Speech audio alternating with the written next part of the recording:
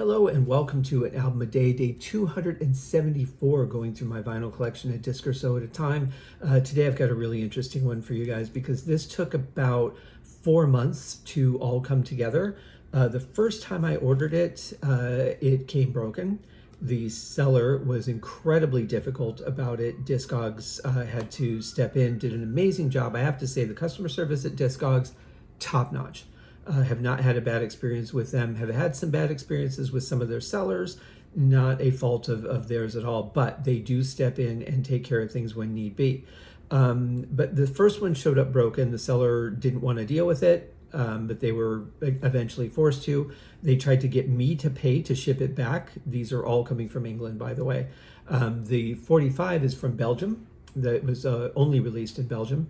And that took a while for everything to come together. Finally got that all squared away. Found another copy, also in the UK, ordered that one. But I told the seller, if you are, this is a brittle 45. It's pressed very thin for some reason. I don't know why. But the first one I ordered showed up broken, so please be extra careful and make sure that you mark it as fragile. If you can't do that, just cancel the order. And they said, I know what I'm doing. They shipped it, no fragile sticker, came in, and here's what happened.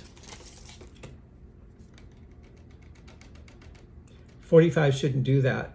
They shouldn't bend like that. They shouldn't have cracks in them. But this one did because they did not want to listen and then caused a much bigger problem instead of just putting a label on there that said it was fragile. Again, they didn't want to deal with the refund, did not have to get Discogs involved, but I told them, here's what happened last time, here's what's going to happen, and then they took care of it. They didn't even have me ship it back. They just had me refund they just refunded the money, which was great. I did get to keep this, which I said I'm willing to pay you for the slipcover because I am keeping it. And they were fine with it because they didn't want the hassle of everything else. So they just canceled and refunded the money. So the slipcover is actually in somewhat decent condition. It's not bad. It's a little bit dirty, a little bit of ringwear, a little bit of fold, but this side does have this weird embossed thing. I don't know exactly what kind of thing that is. If it's a stamp, it looks like it might be a stamp residue as if this were mailed, but if that were the case, I don't know, it would have been mailed outside of some kind of protection from the 45 coming out. So I don't know exactly what it's all about. It's very weird. So I haven't even told you what the song is yet. We haven't even talked about that, but went to, now remember, this is England. So this is taking like a month for each one, plus all the arguing time and then finding another copy I want to get. So found a third copy.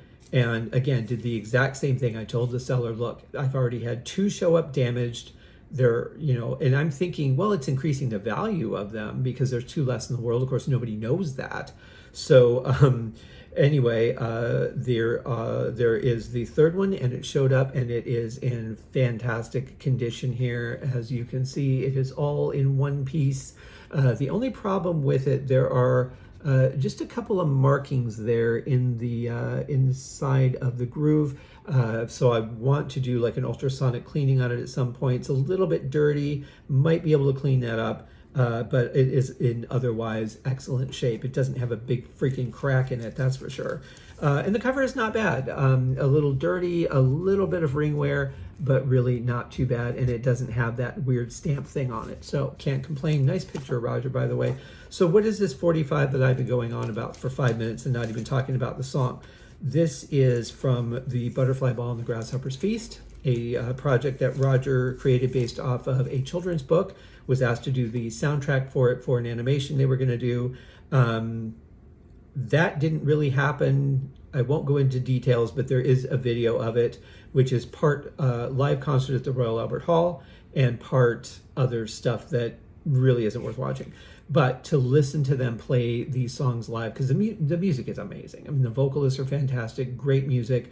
And it's an album that I absolutely adore. I've covered it on this show because I do have the double vinyl of it on Purple Records, but absolutely fantastic. So the first song that's on here is called Little Chalk Blues, sung by John Lawton. That is not on the album. It was a bonus track, and glad that they released it. I think the reason that they didn't is because they already had Sitting in a Dream on side 1, and then we had the closing song at the end, Homeward. And I think this might be just a little bit too bluesy and too close to those songs, so it may have just been too much of that kind of thing, and so they left it off the album. But it's an absolutely fantastic song. On the B side, we have Ronnie James Dio singing a song called Sitting in a Dream, which is one that I absolutely have just loved and loved and loved since the very first time I heard it.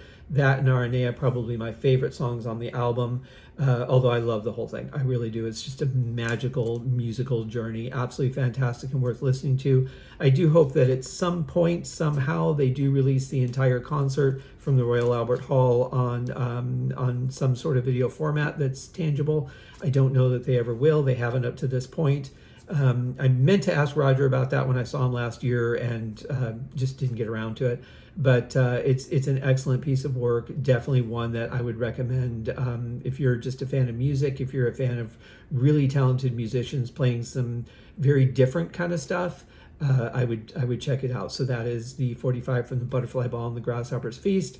3 copies, only one works, and the rest is a nightmare. So that will do it for today. Come back tomorrow. I've got one more 45 from the Butterfly Ball that we'll cover, and then we'll move on to the last remnants of my 45 collection, or my current 45 collection, I should say, because I'm sure there will be more down the road. But for now, I hope that you guys have a great day. We'll see you tomorrow. Also, remember that tomorrow, very special episode of the Haskincast podcast, something I've never covered on the show before, with a guest who I've never had on the show. Took about 2 years to get together on this, so I'm really excited to present that to you. And the soundtrack for the Fence Project is coming out tomorrow. That is another one that I did the music for, and it was never picked up. It was a pilot for a potential cable network series. I think it would have done amazingly well. I thought it was a great idea, great cast, great writing, cinematography, everything I thought was there. Just didn't happen. And so no reason for that music to sit on my drive. Maybe somebody wants to license some of those pieces for their own projects. That's fine. Maybe you'll just enjoy it as a soundtrack if you're a fan of soundtracks that you can't watch the picture to, because there's plenty of those out there. So anyway, yeah, check that out. That'll be on my Bandcamp tomorrow, and the new Haskincast podcast tomorrow. And if you want more, there is Deep Purple Smoke on the podcast Monday, Tuesday, Thursday, and Friday of each and every week. We'll see you guys tomorrow for the next video. Cheers.